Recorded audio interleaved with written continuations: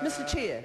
Honourable Darren Hughes. Mr Chairman, thank you very much for the opportunity to make a contribution in part one of this debate. This part, sir, is the robbing Peter to pay Paul part of the debate.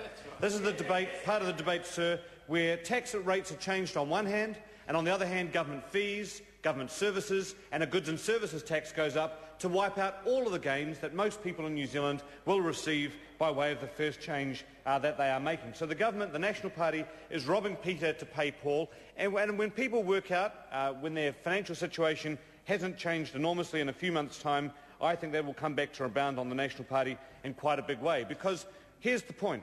My colleagues have already been pointing out about the fact that the budget documents show inflation will be 6% in the coming year. Now, that's hardly a model of economic stability and a model of economic orthodox management on the part of the National Party. A 6% inflation rate in the next year. Now, that immediately flows through to the cost of living. It erodes the purchase power that people have in the economy because inflation is higher.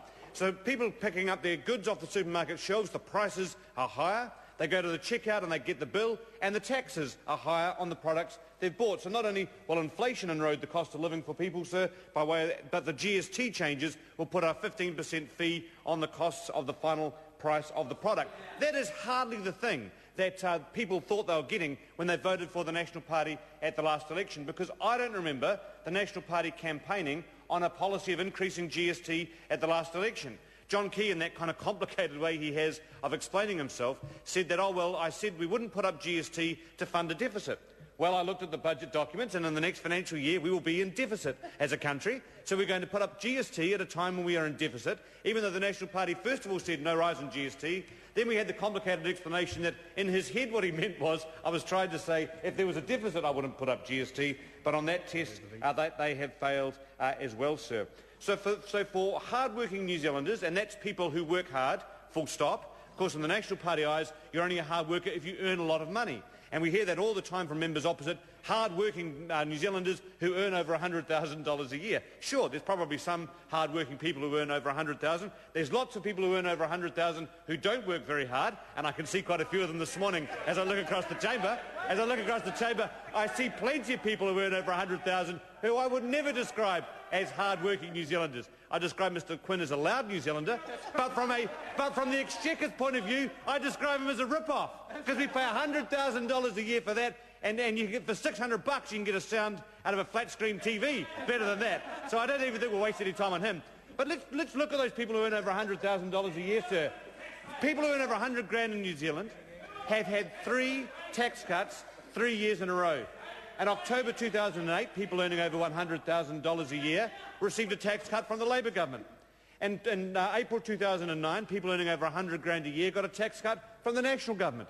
And now in October this year, the National Party will give those same people a 3rd tax cut.